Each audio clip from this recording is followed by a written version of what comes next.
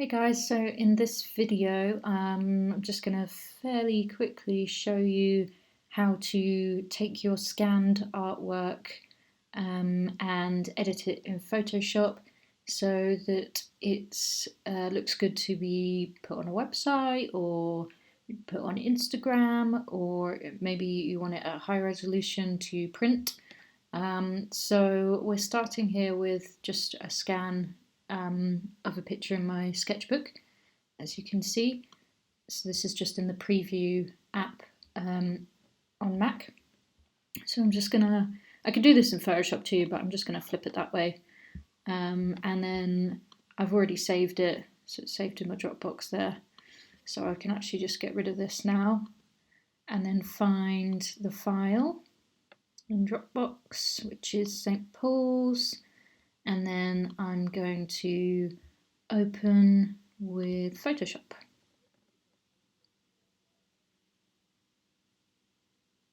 There we go, there it is in Photoshop. I'm just gonna make this a bit bigger. Oh, it hasn't flipped around.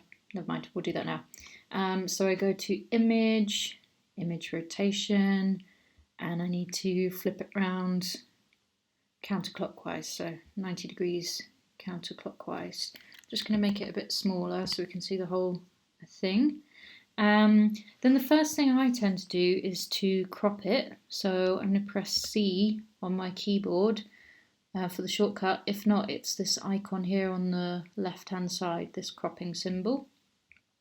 And then I've already got some preset dimensions at the top there, but I don't want those, so I'm just going to click clear so that I can then just size it to whatever size I want. So I'll move that in to the left there, move this up a bit, move this one down a bit, and this one over a bit. And then I'm just going to straighten it up, and the way to do that is just to sort of hover around the corner until you get this bendy arrow. And I'm just going to make it a bit straighter. That's a little bit better. And then just bring it in again a bit. It doesn't have to be perfect, really, to be honest. Bring this one in a bit. Don't want to cut anything off on the sketch, so I just need to be aware of that. I might just have another go at straightening it up a bit. Alright, that looks fine for the minute. So you can either press enter here or go to this little tick up here to crop it. There we go. As you can see, I've still got a bit of grey around the edge from the scanner bed, but that's okay. What I'm going to do now is go to layers here, and I'm going to add a new layer, this plus icon down here. And then I'm going to drag this one below, and then I'm going to fill it with white. So you can see down here, white's already my background colour, but you can easily just click on that and make sure it's got 6 Fs in there, so that's definitely pure white. And then you can press Command and Backspace, and that will fill that layer with white. And now what I'm going to do is I'm going to go back to the crop tool, and I'm just going to put in a like 5:7 ratio, just so it keeps it like some kind of normal picture ratio. I quite like to do that on my pictures. I'm just going to make it a bit bigger, like this. We can always crop it down again in a little bit, but I like to have space all the way around the outside so I can make sure that I've got the edges. Sometimes I've done this and I still have like marks at the edges, so it doesn't look purely white. So now I've made it bigger, I need to go back to that bottom layer where the white is and just fill it again with white. And then you can see our sketchbook page doesn't look too far off the white here, so that's quite good. It's just got a bit of a line there, and then obviously this dark line around the edge. So what I would do at this point is leave it the way it is, and then I'd just go to the actual picture layer, the scanned image layer, and then go to adjustments, and then I'd go to levels, which is this kind of graph looking one here, and it's almost like a histogram that you'd see on a camera for those of you who are photographers. So over this side is your white levels, and over this side is your black levels, and this is your mid levels here. So if I bring this black one way in, you can see, look, it just makes everything really black. And if I bring this white one in, it just hypes up the white layers. So, and then this middle one, if I bring to the right, it enhances the mid tones, and if I bring to the left, it fades them out, or decreases them, sorry. So what you can do, what I always do as a good starting point, is I just click this auto button here, and it just kind of automatically looks at the picture and corrects the levels itself. So let's do that to start off with. So you can see it's kind of amped up the contrast a bit just by itself. So that's where I always start. And then to make sure that these areas of the sketchbook page are as white as possible, I can just bring this arrow down a little bit. So I know if it's starting to affect the picture in the middle there too much, I'm bringing it down too much. What I tend to do is I just put my cursor in the box there, and I just use my down arrow just to tap it a couple of points to where I'm happy. And I can see that it's matching this kind of white around the edge, and that's why I put a lot of white around the edge, so I can see that they're the same colour.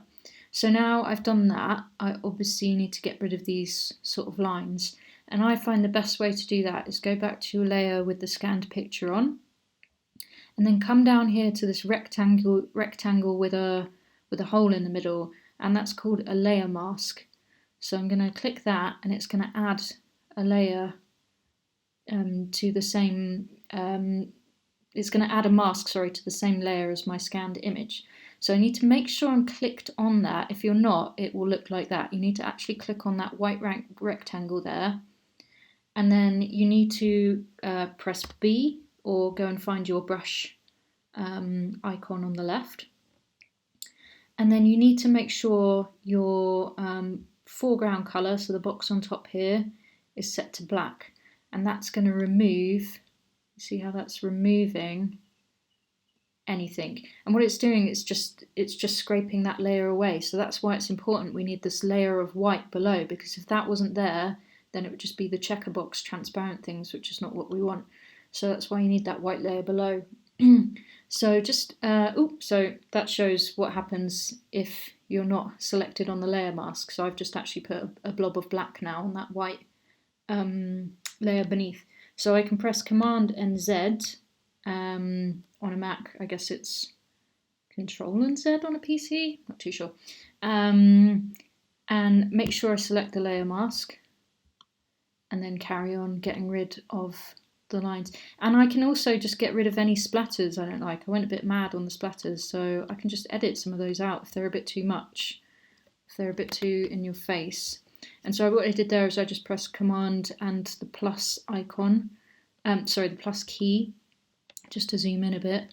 And then also, if you need to change the size of your brush, you can obviously go to the top icon here and change the size with the slider here, and also the softness. At the moment I'm on 100% hard, so I get hard edges. But you can also use the square bracket keys on your keyboard as well to move up and down. So I'm just doing this on a laptop trackpad here, so I'm just trying to be as accurate as I can. Luckily they're quite big areas to delete and it's not too tricky. So you can see here there is a bit of a line there still where the edge of the sketchbook page is. So now I might just zoom in and just see if there's any other bits. No.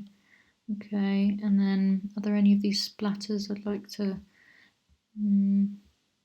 get rid of? A little bit here.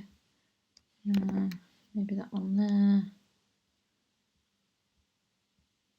Maybe some of them down here.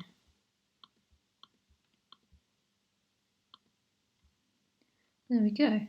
So if I zoom back out, that's looking all right. So now what I would do, so if I was doing this if I wanted to save a version for Instagram, I'd put it in a square box.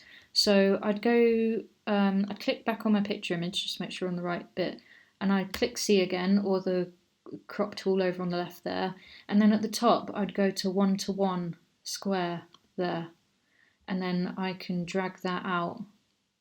There we go. There we go. Drag that out, press enter or return or the tick. And then again, I just need to fill in the bottom layer where it's got bigger. And I think I just want to move that so it's in the middle a bit more. So I'd press V or this arrow, this four-way arrow over here, and I just sort of move it a bit, I think. Or I can also use the directional arrows on my keyboard just to move it slightly, like nudge it 1 pixel or not. And then I think that looks okay. So then I would go to File, Export, Export As. I believe Instagram likes its images to be about 1080 pixels by 1080 pixels. I just save as 1200 by 1200 because Instagram sort of puts it down or whatever. So you can see it started at 2.9 megs this, and now it's gone down to 830. So I keep my quality on 100%, and then I just export and then save it wherever I want to save it. So that's fine. So I put it in my travel sketches, and then in the UK, and I just actually make sure you don't have a space between words in your file names because that can mess things up. But I've just put SQ at the end so I know it's a square format, and I press save, and there we go, and that's my one for Instagram. If I just wanted it for maybe to put on a website or something like that, I might put it back to just the 5:7 ratio. That frames it very nicely, and I might make it that size. In fact, I'll just make sure we're back to the right size of the image. So yep, so it's off center there, so I'll just move it back into the middle again with my pointer, with my cursor. Just nudge it a bit with keys, and there we go. There's that one in quite a nice size, so we can save that one again, and I'll just keep it as whatever it is. So it's quite I'll put it back up to 100%. So that's like reasonably high res. So it's quite a big file, 2.9. So I'll save that. Just as St. Paul's, I'm going to put a little dash in there so it doesn't mess anything up. And that will automatically, because I've done the export as, that will automatically save it. It will squish it down to 72 DPI, so it saves it for screens. So at the moment, you can see it's 300 pixels per inch. And if I wanted to save this as like quite a high quality file, I'd click Save As. And then you can save it as TIFF, which will save it as a really nice high resolution format. If you want to print, I would say keep it in a TIFF file, and then I'd just save it like that. I don't change anything here, I just press OK, OK. And then you can see if we go to that file, stpaul's.tiff there, it's really large, quite a large file, 15.2 megabytes, and it's 300 resolution, so that's going to be great for printing. So I hope this tutorial has helped a bit. I know I've kind of whizzed through it a bit, but if you get stuck at all, please just drop me a comment below, and I will try my best to help you. I'm not an expert, it's just what I've learnt myself over the years, and how I save my artwork from my sketchbook just to share on Instagram.